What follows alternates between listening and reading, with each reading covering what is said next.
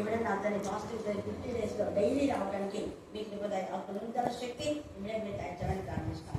ఈ వాక్యం మా జీవితంలో నెరవేర్చమని, దుష్ట శక్తులు అన్నిటి నుంచి వారిని వారి కుటుంబాన్ని విడిపించమని, ఈ బిడ్డను బట్టి ఆ కుటుంబాన్ని ఆశీర్వదించమని వేసుకొని ప్రార్థిస్తున్నాం తండ్రి.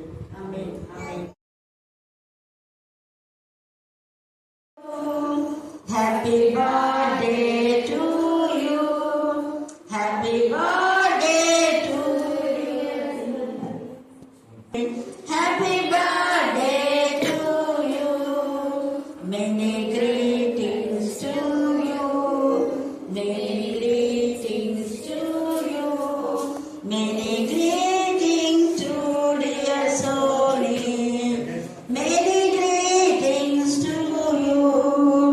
May God bless you, dear. May God bless you, dear. May God bless you, dear Sonny. May God bless you, dear. Happy long life to you. Happy long life to you. Happy long life to dear Sonny. Happy life to you. May God bless you, dear. May God bless you, dear. May God bless you, dear. యోహాను రాసినటువంటి పత్రిక 20యోహాను సువార్త 20వ అధ్యాయము మొదటి నుంచి 10వ వచనం చదువుకుందాం. ఆదివారమున ఇంకను చీకటిగా ఉన్నప్పుడు మగ్దలీనే మరియు పెంటలకడ సమాధి యొద్దకు వచ్చి సమాధి మీద ఉండిన రాయి తీయబడి ఉండుట చూచెను. గనుక ఆమె పరిగెత్తుకొని సీమోను పేతురు నొద్దను యేసు ప్రేమించిన ఆ మరి ఒక శిష్యుని యొద్దకును వచ్చి ప్రభువు ప్రేమించిన మరి ఒక శిశువుని యొద్దకు వచ్చి ప్రభువును సమాధిలో నుండి ఎత్తుకొని పోయిరి, ఆయనను ఎక్కడ ఉంచిరో ఎరుగమని చెప్పాను. కాబట్టి పేతురును ఆ శిశువును బయలుదేరి సమాధి యొద్దకు వచ్చిరి. వారందరూ ఓడి పరిగెత్తుచుండగా ఆ శిశువుడు పేతురు కంటే త్వరగా పరిగెత్తి ముందుగా సమాధి వద్దకు వచ్చి వంగి నారబట్టలో పడి ఉండుట చూచెను. గాని అతడు సమాధిలో ప్రవేశింపలేదు. అంతటా సీమోను పేతురు అతన్ని వెంబడి వచ్చి సమాధిలో ప్రవేశించి నారబట్టలు పడి ఉండుటయు ఆయన తల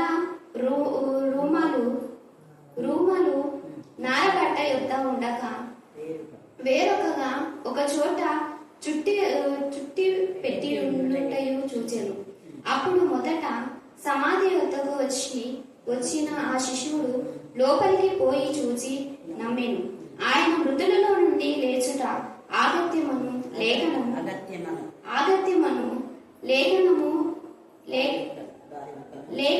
వారింకను గ్రహింపరైరి.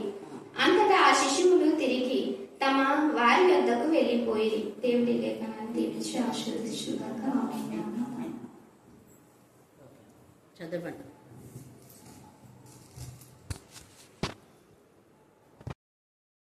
దేవునికి వందనాలు చెల్లిస్తున్నాం.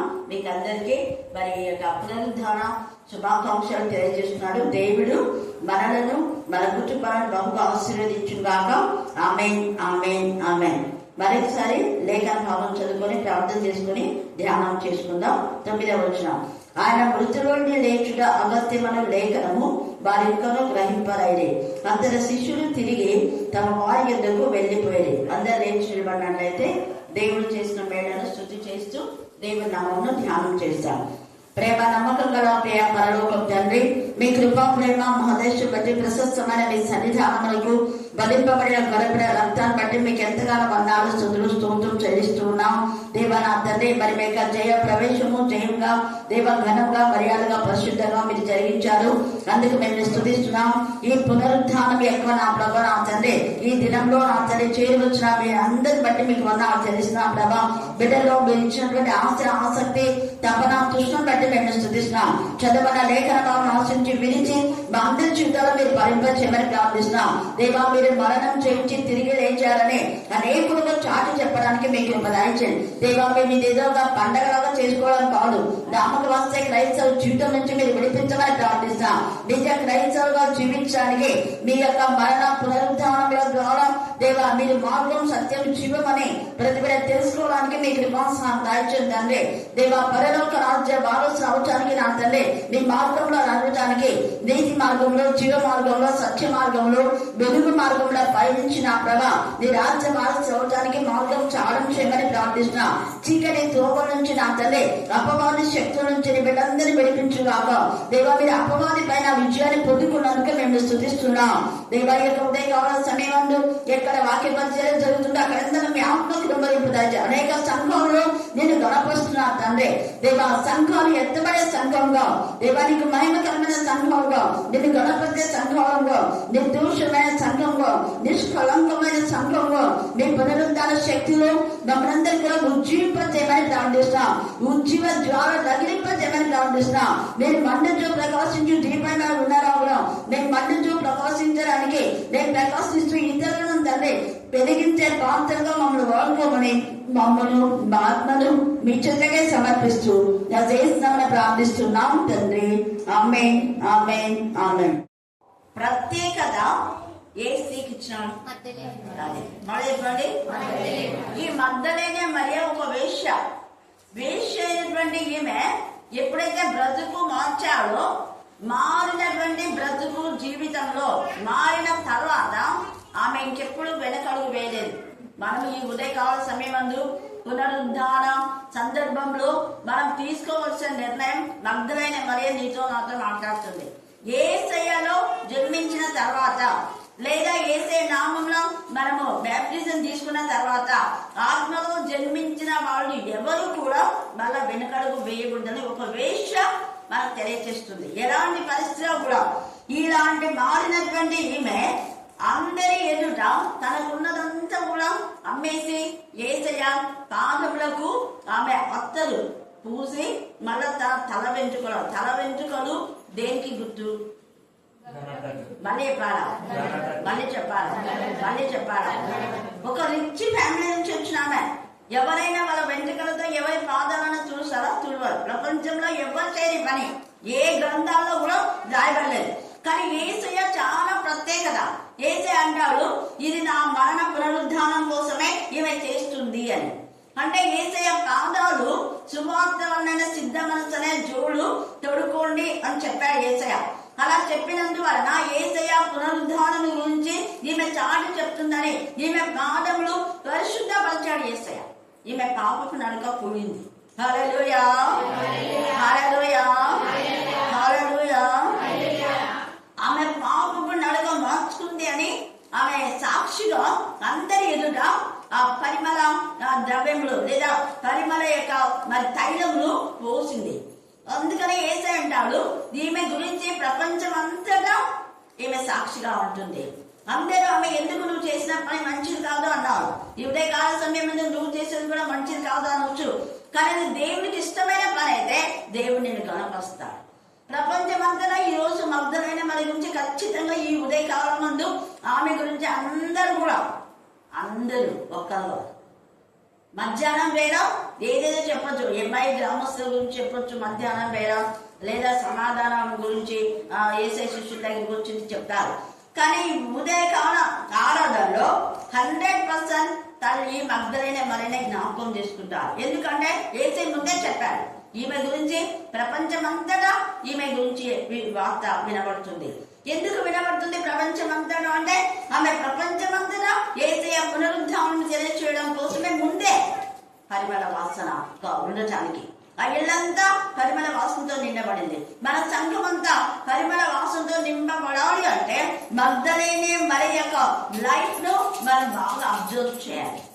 ఆమె ఏ విధానంలో ఏమి చేసిందే అంతగా ప్రపంచమంతా ఆమె ధ్యానం చేసుకుంటున్నారంటే ఆమె నిజంగా సమాధాన సువార్తన సిద్ధమనే జోడు ఆమె తొడుకుంది కాబట్టి చీకటిని కూడా చూడకుండా ఎంత అలర్ట్ గా ఉంది. మనం చూస్తే చూడండి, సమాధి దగ్గరికి ఆడవారు పోవడం ఎంత ధైర్యం. ఆ పైన కూడా మనం చూస్తే వాళ్ళంతా కూడా తీరికగా ఉన్నారు అనే మాట మనం చూస్తాం. ఈ యొక్క 40 వచ్చిన చదవండి, 19:40. అంతటా వారు యేసు దేహమును ఎత్తుకొని వచ్చి యూదుల పాతిపెట్టు మర్యాద చొప్పున ఆ సుగంధ ద్రవ్యంలో దానికి పూసి నారబట్టలు చుట్టుడే. ఆయనను సిలువ వేసిన స్థలంలో ఒక తోట ఉండెను. ఆ తోటలో ఎవడును ఎప్పుడు ఉంచబడని కొత్త సమాధి ఒకటి ఉండెను. ఆ సమాధి సమీపంలో ఉండెను కనుక ఆ దినం యూదులు సిద్ధపరిచి దినమైనందున వారు అందులో యేసుని పెట్టిరి. అందులో యేసుని పెట్టని ఇక్కడ రాయబడింది. లూకా సువార్తలో వాళ్ళు ముందే యేసే సమాధి దగ్గరికి వెళ్ళి 24వ అధ్యాయం ఎంత ప్రత్యేకంగా రాశారు. వాళ్ళు ముందే 23 చివరిలో ముందే సమాధి దగ్గరికి వెళ్ళి చూసి సుగంధ ద్రవ్యాలు కొనుక్కున్నారు. ఈ యొక్క ఉదయకాల సమయంలో సిద్ధపాటు అనుకుందాం. సిద్ధపాటు జీవితం చాలా చాలా ప్రాముఖ్యం. ఈ మగ్ధులైన మరే ద్వారా మనం నేర్చుకోవాలి. అంటే శుక్రవారం నుంచే ఆమె వెయిట్ చేస్తా ఉంది. ఎప్పుడు వేస్తాడు, ఎప్పుడు పోవడం, మనం ఎప్పుడు తెల్లవవుతుంది, ఎప్పుడు 4 అవుతుంది, ఎప్పుడు పెట్టాలని ఉండాలి. మరి డిజైన్, ఆ డిజైన్ ఉంటే మగ్ధులైన మరి యొక్క ఘనతకు మనం రీచ్ అవుతాం. ఆమె ఎంత ఘనత పొందింది. ఆమె ఘనత పొందడానికి ముందు చాలా ప్రాసెస్ జరిగింది. శుక్రవారం నుంచి యేసయ్యకు పరిమళ తైలం పోయడమే కాకుండా మన పరిమళ ద్రవ్యాలు కొనుక్కొని సిద్ధపడి స్త్రీలే, శిష్యులు వాళ్ళు స్త్రీలే పోయి చూసి ఓహో ఇదా అయితే వెంటనే వెంటనే వచ్చేద్దాం. ఆయన 3 రోజులు వేస్తానన్నాడు కదా, ఎంత అలర్ట్ గా ఉన్నాడు. ఈ ఉదయకాల సమయం బి అలర్ట్. యేసయ్య మీరు మరి ఎంత ఇదిగా జాగ్రత్తగా ఉండండి, మెలుగుగా ఉండండి, సిద్ధపాటుగా ఉండండి. యేసయ్య ఈ రోజు రావచ్చు, ఇప్పుడు రావచ్చు. ఇప్పుడు వస్తే ఒకవేళ 4 గంటలకే వస్తే మెలుగుగా ఉన్న వాళ్ళని తీసుకుపోతాడు. తర్వాత ఆయన వచ్చిన తర్వాత అయ్యా మాకు తగ్గుతుంటే మీరు ఎవరో నాకు తెలియదు, ఎందుకు మీకు సిద్ధపాటు లేదు. ఒక టైం మెన్షన్ చేస్తున్నారు కదా, ఆ టైంకు మీరు ప్రతి దానికి మీ టైంని మీరు ఫాలో అవుతారు. కానీ నన్ను ఆరాధించడానికి, నన్ను కనపరచడానికి, యేసయ్యని కనపరచడానికి, యేసయ్యని మహిమపరచడానికి మీరు ఏ టైంలో వచ్చారో అని అడిగితే ఏమైతే చూడండి ఇంకా చీకటిగా ఉన్నప్పుడే శిష్యుడు ఏమైపాటుగా ఉన్నారు. కానీ ఏమైతే ఇంకా చీకటిగా ఉన్నప్పుడే మగ్ధులైన మరి పెద్దక్కడ సమాధి ఎదుగు వచ్చి సమాధి మీద ఉండిన రాయి తీయబడి చూచాను. అంటే వీళ్ళు ఆ 4 సువార్తలు మనం చదివితే వీళ్ళు వెళ్తూ ఎవరో ఒక అపశకున పక్షి అపశకునంగా మాట్లాడుతుంది అనుకో, అయ్యో పెద్ద రాయి అది ఎవరు తీస్తారమ్మా అంటే కొంచెం ఈమెకు మనసులో బాధ ఉంది, ఊరికే మాట్లాడింది ఈమె ఈ మాట అని దేవుని దేవ నువ్వు నా పక్షంగా ఉన్నావు అని మనసులో అనుకుంది. ఆమె ఎప్పుడు అనుకుందా అప్పుడు రాయి తీయబడింది. అందుకనే ఎవరైనా మనల్ని అపశకున విధానంలో లేదా మనల్ని ఇన్సల్ట్ చేసే విధానంలో, మనం తగ్గించే విధానంలో మాట్లాడినప్పుడు వెనుకగా వేయకూడదు. ఈమె అవును కదా ఆ రాయి ఎవరు తీస్తారని పోదాం రా, పోయి రాయి తీయడానికి ఎవరైనా తెచ్చుకున్నాం రా అనొచ్చు. అనేది ఆమె లేదు, ముందడిగే వేసింది. ఎప్పుడు మనం విశ్వాసంలో ముందడిగే వేసుకుంటూ పోతే సమస్యను దేవుడు సాల్వ్ చేస్తాడు. అది ఎంత పెద్ద సమస్య అయినాడు. ఈ బండలాంటి సమస్య, కొండలాంటి సమస్య, అది ఎవరు తీర్చలేని సమస్య. శిష్యులేమో భయపడకుండా తప్పేసుకున్నారు. మనకు ఎవరు వస్తారు? ఎన్ని వస్తాయో ప్రశ్నలు, కానీ అవన్నీ మైండ్లోకి రాలేదు. మగ్ధులు ముందుకు వెళ్ళిపోయింది. ఎవరు తీస్తారని ఆమె అనలేదు, వేరే వాళ్ళు అన్నారు. ఆమె మన విశ్వాసాన్ని ఆమె కోల్పోలేదు. విశ్వాసంతో ముందుకు వెళ్ళింది. చూస్తే రాయి తీయబడింది. చాలా సంతోషపడ్డారు. అమ్మాయి రాయి తీయబడింది అనుకున్నారు. అందుకని ఆమె అంత నమ్మకంతో వెళ్ళింది. కాబట్టి మగ్ధలేనే మరియ వంగి చూచి, కొందరు స్త్రీల అని రాయబడింది కొన్ని చోట, కానీ ఏమైతే సమాధిలో వంగి చూస్తే అక్కడ నిజంగా దేవదూతలు ఆమె కనపడిన 4 సువార్తలు మీరు చదివితే అక్కడ ఉంటుంది అన్నమాట. అక్కడ దేవదూతలు ఆమెతో మాట్లాడినట్టుగా. అంతకంటే ముందు పేతురు యోహానికి వెళ్ళి చెప్తే వాళ్ళు కూడా వచ్చినారు. వాళ్ళు కూడా సమాధిలో వంగి చూసినారు. చూస్తే వాళ్ళకు దేవదూతలు కనపడినారా? మలైపాల ఎందుకు? వాళ్ళకి నారబట్టలు మాత్రమే కనపడినాయి. వంగి నారబట్టలు పడి ఉంటే చూచాను, కానీ అసలు సమాధిలో ప్రవేశింపలేదు. కొంచెం పేతురు ఇంకా కొంచెం ధైర్యం చేసి లోపలికి ప్రవేశిస్తే కేవలం నారబట్టలు అవి మాత్రమే ఉన్నాయి, ఇంకా వేరేవేమి లేవు. శిష్యుడు లోపలికి పోయి చూచి నమ్మాను. ఏం నమ్మినాడు? నమ్మేనా రాయబడి. ఏం నమ్మినాడు? ఎవరో ఎత్తుకపోయిన తర్వాత యేసయ్య లేచినాడు, కానీ ఎక్కడ ఉన్నాడో ఏమో తెలియదు. నమ్మాను అనింది. మరి ఏం నమ్మినా? నమ్మిన వాళ్ళు ఏం చేయాలి? వెతకాలి. మనం కూడా సగం సగం మనం నమ్ముతాం. నమ్మినప్పుడు ఖచ్చితంగా ఏసయ్య ఇక్కడ ఉన్న ఈ రుమాలు ఇవన్నీ ఉన్నాయి. ఉన్నప్పుడు నేను ఎక్కడెక్కడ ఉంటాడు వెతుకుదాంలే అని పేతురు కానీ అంత ప్రేమించిన శిష్యుడు కూడా చూడండి ఎంత ప్రేమించినాడు. ఆయన దొంగలు అనుకున్నాడు. ఇదిగో నీ తల్లి, ఇదిగో నీ కుమారుడు అని చెప్పారు. అంత చెప్పినా కూడా పేతురు యోహాను నిర్లిప్తంగా వెళ్ళాడు. మనం కూడా ఈ గుంపులో ఉన్నాం మేము. అంటే వస్తాము మందిరానికి, నమ్ముతాము, ఏమి లేకుండా వెళ్ళిపోతాం. నమ్మికకు తగిన పని చేయాలి. ఊరికే నమ్మడం కాదు. ఏసే నమ్ముతున్నాం, ఏసే నమ్మిన మనం ఏసే రుజుపరిచే విధానంలో ఉండాలి. ఏసే కనుగొనే విధానంలో మనం ఉండాలి. ఏసైతో మాట్లాడే విధానంలో ఉండాలి. ఏసై ద్వారా పంపబడే విధానంలో ఉండాలి. అయితే మీరు ఆ పని చేయలేదు. నమ్మి ఊరికే నిర్లిప్తంగా వెళ్ళిపోయినా. కానీ మరి అలా చేయలేదు. చూడండి ఎంత ఇంకా మరియా ఏం చేసింది. అయితే మరియా 11 వచ్చి చూడండి. అయితే మరియా సమాధి బయట నిలిచి ఏడ్చుచుండెను. ఆమె ఏడ్చుచు సమాధిలో వంగి చూడగా తెల్లని వస్త్రములు ధరించిన ఇద్దరు దేవదూతలు యేసు దేవుడు ఉంచబడిన స్థలంలో తల వైపున ఒకడును కాళ్ళ వైపున ఒకడును. ఎంత గొప్ప గొప్ప శిష్యులు వెళ్ళారు. ఆయనతో పాటు 3.5 సంవత్సరం పరిచయం చేసిన శిష్యులు వెళ్తే వాళ్ళకి ఏం కనపడదు. వాళ్ళు అక్కడే ఉన్నారు. వాళ్ళ కళ్ళకు అపనమ్మకం, అవిశ్వాసం, సందేహం ఉంటే తర్వాత వెళ్ళిపోతున్నారు. అందుకని ఎవ్వరు ఏమి ఇంకా కనపడలేదు.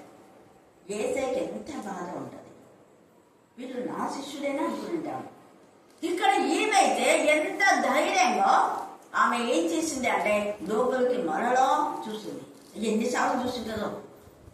అందుకని ఆమె యొక్క తాపత్యం, ఆమె అనారాధం, ఆమె అమ్మ వేదన తండ్రి అనే దేవుడికి అర్థమైంది కాబట్టి దూతలు అక్కడ పెట్టాడు. ఏసై ఒక చోటు ఉన్నాడు, దూతలు పెట్టాడు. వాళ్ళని చూసింది ఆమె. వెంటనే సంతోషం. ఎందుకు చూసింది ఆమె అంటే ఆ ఏసై ఇక్కడ లేడని దుఃఖం వచ్చేసింది ఆమెకు. అంత సంతోషంగా ఏసైని చూస్తాం, ఏసై వస్తాడు, ఏసైకు సుగంధ ద్రవ్యాలు పూసి మనంతా విజయోత్సవంతో తీసుకున్న విజయ గీతములు పాడతాయని పాడుకుంటా వద్దాం అని అనుకున్నాం. అంత యాంగ్జైటీగా వెళ్ళిన ఆమెకు ఎంత బాధ అనిపించింది. ఇక్కడ ఏసై లేడు, మరి అవన్నీ ఉన్నాయా? ఏమైంది? కలవరం, అలచడి, బాధ తట్టుకోలేక ఏడ్చేస్తుంది గట్టిగా. అసలు ఆమె ఏడుపు ఆర్పుకోలేకపోతుంది. ఆమె ఏడుపును చూసి ఇక్కడ దూతలే ఆమెతో మాట్లాడినారు. చూడండి, చదువు. వారు అమ్మ ఎందుకు ఏడ్చుచున్నావని ఆమెను అడగా ఆమె నా ప్రభువును. ఈ మాట పేతురు యోహాను అన్నాడు.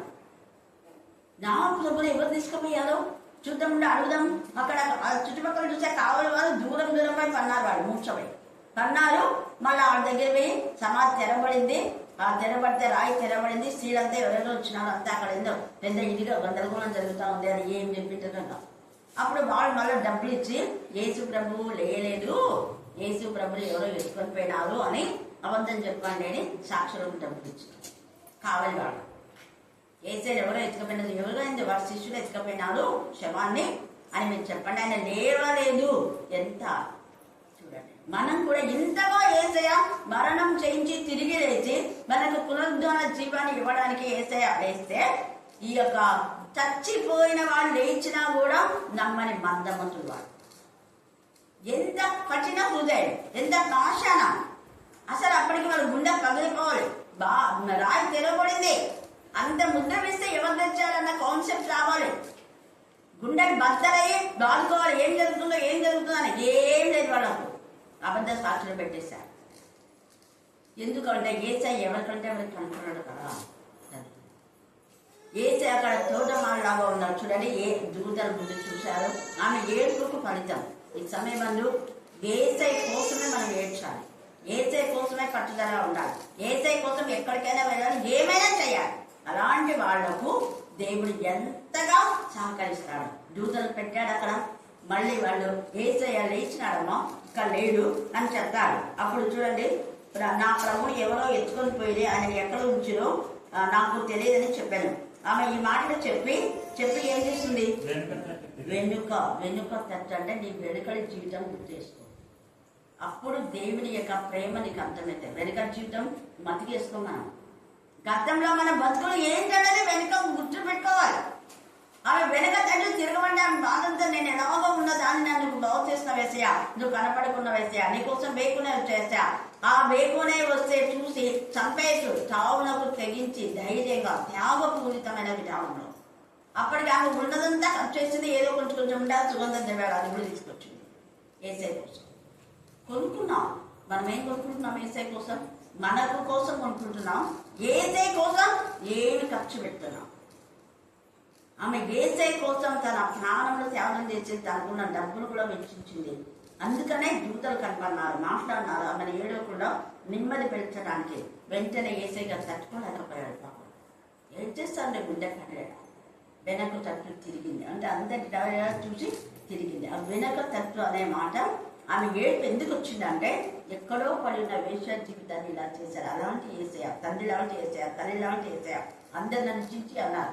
అలాంటి ఏసయ్య చనిపోయి తిరిగి లేస్తాను నాకు తెలుసు కాబట్టి నేను ముందే పరిమళ వాసన అస్తులు గుడి తెచ్చి ఆయన పాదలకు చూశారు. ఆయన లేచారు కానీ ఎక్కడున్నాడో తెలుసుకున్నది అని తన మనసులో అనుకుంటే వెంటనే ఏసయ్య కనపడినాడు. ఆమె ఇంకా మనోనిత్యం తెరవలాలి, మసకగా ఉండాలి. అంటే ఎందుకు ఆమెకు కనబడలా అంటే ఏడ్చేటప్పుడు మనకు పక్క వాళ్ళు ఎవరో గుర్తుపడతామో మనం కళ్ళంతా నీళ్ళు ఉంటాయి. కళ్ళ నిండా నీళ్ళు ఉన్నప్పుడు ఆ ఎదుటి వ్యక్తి మనకు మస్తుగా కనపడతారు కానీ బాగా క్లారిటీగా కనపడాలి. ఏదో ఒక చిన్న పరదా ఏదో ఉన్నట్టుగా ఉంటుంది. అలాగా ఆమె ఏడుస్తుంది, కళ్ళ నిండా నీళ్ళు ఉన్నాయి. ఇలా చూసింది, తోట మాలే అనుకుంది. సరిగ్గా చూడాలి. నాకు తెలిసి ఆమె ఇంకా పైకి ఎత్తి చూసింటారు, ఫాదర్ మాత్రం చూసింటారు. ఎవరో తోట మాలే అనుకుంటాడు. అందుకని చూడండి, గుర్తుపట్టలేదు. యేసు అమ్మ ఎందుకు ఏడ్చుచున్నావు, ఎవరిని వెతుకుచున్నావు, తోటమాలి అనుకుని ఆమె అనుకుంది, అయ్యా నీవు ఆయనను మోసుకొని పోయలేరా, ఆయనను ఎక్కడ ఉంచుతో నాతో చెప్పుము, నేను ఆయనని ఎంత ఈ పదాన్ని పదే ఎన్నిసార్లు చదువుతున్నాను. మేము అన్నాను, ఏమనింది? నేను. వ్యక్తిగతంగా మనం ఏసై కోసం ఏం చేస్తున్నాం? ఆల్రెడీ బరేంద్రంకు వెహికల్ వచ్చింది, ఎవ్వరు వెళ్ళరు. 100 మంది ఉంటే కూడా వెహికల్ వెళ్ళడానికి ఎంత భయపడతారు. అసలు రాత్రే బరేం చేయరు, అవునా కాదు? డే టైమే చేస్తారు. అంటే చీకటి బడే లోపల చేయాలి సమాధి అంటారు అందరు.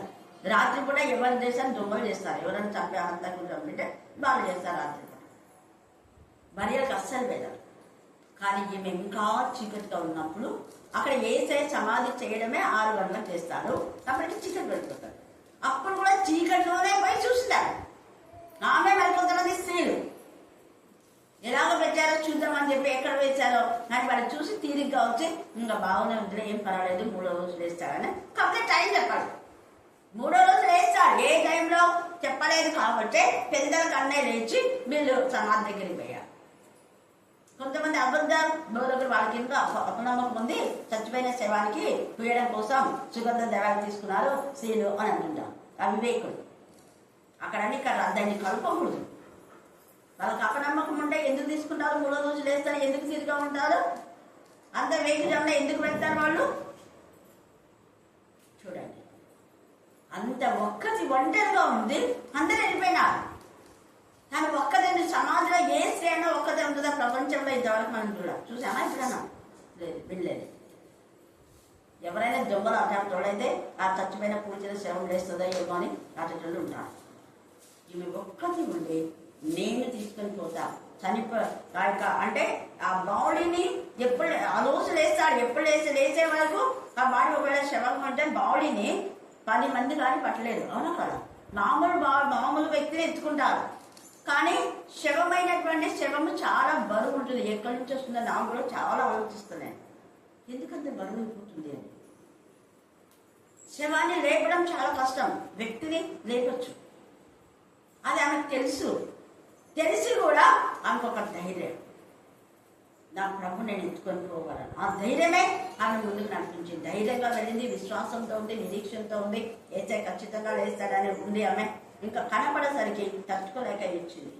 మన ఏడుపు ఏ విధానంలో ఉంది? ఉదయకాల సమయం ఏసై కోసం ఏడుస్తున్నామా? ఈమె ఏసై కోసమే ఏసైని చూడాలి, ఏసైతో మాట్లాడాలని ఏడుస్తుందని. అప్పుడు మరియా అని ఆయన పిలిచినప్పుడు ఏమనేది? వెంటనే పిలుపు స్వరాన్ని వినింది. రబ్బూని అని పిలిచారు. ఆ మాటకి బోధకుడని అర్థం. యేసు ఆమెతో, నేను ఇంకా తండ్రి యొద్దకు ఎక్కిపోలేదు. ఎందుకు అంటే ఆయన చనిపోయినప్పుడు రక్తం తీసుకొని, ప్రధాన యాజకుడు కదా, రక్తాన్ని తీసుకొని భూమి కింది భాగంలోకి వెళ్ళాడు. ఆ రక్తాన్ని చూపించి అపవాదికి తల చిదగొట్టాడు. నువ్వు మరణం తీసుకొచ్చావు, ప్రాణం రక్తం లాంటి ప్రాణం, నువ్వు మరణాన్ని తీసుకొచ్చావు, కానీ నా రక్తంతో వీళ్ళని జీవింపచేస్తాను. వెంటనే ఆయన ప్రాణం విడిచి తన ప్రాణం రక్తంతో తీసుకొని వెళ్ళి వాళ్ళందరినీ సజీవులుగా చేశాడు. అందుకే పరిశుద్ధ శరీరాన్ని లేచాయని మత్తయి సువార్త 27:51-55 నుంచి ఉంది. ఆ పరిశుద్ధులు మాత్రమే లేచారు. పరిశుద్ధులకే కనుక్కున్నాడు. యేసయ్య కూడా తన శిష్యులకు 40 రోజులు కనుక్కున్నాడు. మిగతా వాళ్ళకి తెలియదు. వాళ్ళంతా అందులో అయమయంగా ఉంది. కాబట్టి సమయం మంది గుర్తు చేస్తా. అప్పుడు యేసయ్య అంటున్నాడు కదా, తిరిగిపోయి నా సహోదరులకు వెళ్ళి నా తండ్రియు మీ తండ్రియు, నా దేవుడును మీ దేవుడైన వారి యొద్దకు ఎక్కిపోతున్నానని వారితో చెప్పుము అని. మగ్దలేనే మరియ వచ్చి, నేను ప్రభువును చూచితే ఆయన నాతో ఈ మాటలు చెప్పానని శిష్యులకు తెలియజేసే సువార్త ప్రకటించు. మొదటి మిషనరీ మ్యాన్, మొదటి అపోస్తలిక. అందుకనే ప్రపంచమంతటా ఈమెను ఈ రోజు జ్ఞాపకం చేసుకుంటారు. ముఖ్యంగా సూర్యోదయ ఆరాధనలో ఖచ్చితంగా మగ్దలేనే మరియ గురించే చెప్తారు. అవును, చెప్పి మిగతా ఏవైనా ఉదాహరణ తీసుకుంటారు. మధ్యాహ్నం వేళ ఎంఐ గ్రామస్తుల గురించి మరి యేసయ్య శిష్యులకు కనుక్కున్న విషయాన్ని మనం ధ్యానం చేసుకుందాం. ఈమెకున్న ఈ త్యాగం, ఈ తెగుపు, ఈ ధైర్యం, ఈ విశ్వాసం, ఈ నమ్మకత, ఈ నిరీక్షణ మనం కలిగి ఉంటే యేసయ్య నీతో మాట్లాడతాడు.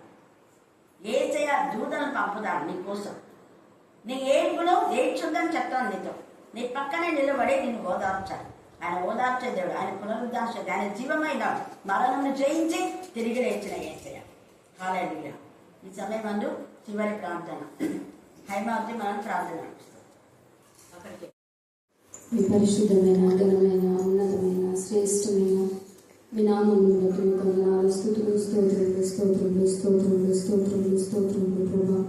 ఉదయకాల సమయంలో ప్రభా, తన ఆరాధనలో అయ్యా మీ యొక్క సన్నిధానంలో ఆరాధించడానికి, కీర్తించడానికి, అయ్యా తండ్రి మీ మాటలు వినడానికి, మీ శక్తిని ప్రభా గురించి వినడానికి మీరు మాకు ఇచ్చిన ధన్యతను, భాగ్యమును బట్టి మీకే లెక్కలేని కోట్ల కొలది వందనాలు, స్తుతులు, స్తోత్రములు ప్రభా.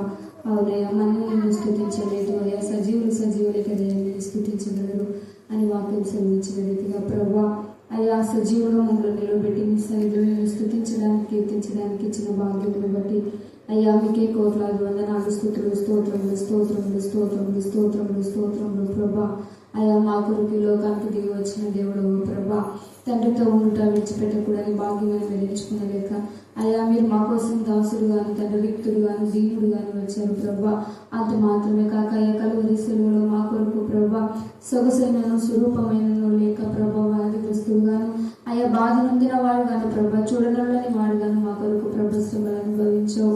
అంత మాత్రమే కాదు కానీ అయ్యా మా కొరకు మరణం అంతగా ప్రభా, అయ్యా మరణం ప్రజలంతగా ప్రభా ప్రాణం అంతా మా కొరకు పెట్టావు ప్రభా. అందుని బట్టి మీకు వందనాలు, స్తుతులు, స్తోత్రములు, స్తోత్రములు, స్తోత్రములు, స్తోత్రములు ప్రభా. అయా మీకు వందనాలను వర్ణించాలని ప్రభా. అయా మీరు మరణ వార్త విని ప్రభా అనేక మంది శిశువులు చెదిరిపోయారు ప్రభా, అనేక మంది స్త్రీల యొక్క హృదయాలు బద్దలైనవి అయితే ప్రభా.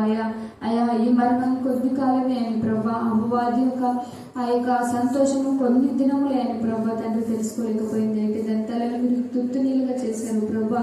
అయా మీ పునరుత్థానపు శక్తి ద్వారా ప్రభా, అయా మీ పునరుత్థానపు బలము ద్వారా ప్రభా, మీ పునరుత్థానపు విజయము ద్వారా ప్రభా చెదరిపోయిన శిశువులందరినీ సమకూర్చవు ప్రభా. అందుని బట్టి మీకు వందనాలు, స్తుతులు.